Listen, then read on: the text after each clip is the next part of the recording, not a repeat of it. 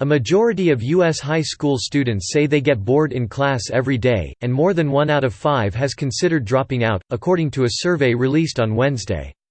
The survey of 81,000 students in 26 states found 2/3 of high school students complain of boredom, usually because the subject matter was irrelevant or their teachers didn't seem to care about them.